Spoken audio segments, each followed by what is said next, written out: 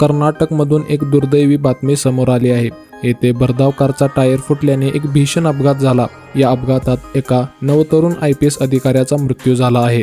मिळालेल्या माहितीनुसार कर्नाटकमधील हासन जिल्ह्यात हर्षवर्धन यांची पहिली पोस्टिंग झाली होती। आपला कार्यभार सांभाळण्यासाठी हर्षवर्धन निघाले होते। त्याचवेळी IPS हर्षवर्धन यांच्या गाडीचा अपघात झाला, त्यामध्ये त्यांचा मृत्यू झाला। पोलिसांनी दिलेल्या माहितीनुसार हर्षवर्धन 2023 कर्नाटक बॅचचे IPS अधिकारी होते। हे मूळचे मध्य प्रदेशमधील राहणारे होते।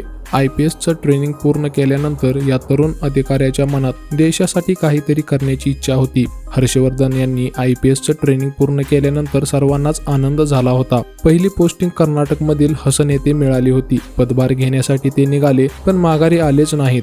हसन तालुक्यातील किटनेजवळ रविवारी सायंकाळी पोलिसांच्या वाहनाचा टायर फुटल्याने अपघात झाला। यानंतर चालकाचे नियंत्रण सुटले, त्यामुळे वाहन रस्त्याच्या कडेला असलेल्या एका घरावर आणि झाडावर आदळले। त्यामध्ये हर्षवर्धन गंभीर जखमी झाले। त्यांना उपचारासाठी रुग्णालयात दाखल करण्यात आले, मात्र रुग्णालयातच त्यांचं निधन झालं। वयाच्या अवघ्या 26व्या वर्षी त्यांचं निधन झाल्याने सर्वत्र हळहळ व्यक्त करण्यात येत आहे। दरम्यान अजून जर तुम्ही आमच्या VP व्हायरल न्यूज मराठी चॅनलला सबस्क्राईब केले नसेल तर जरूर सबस्क्राईब करा।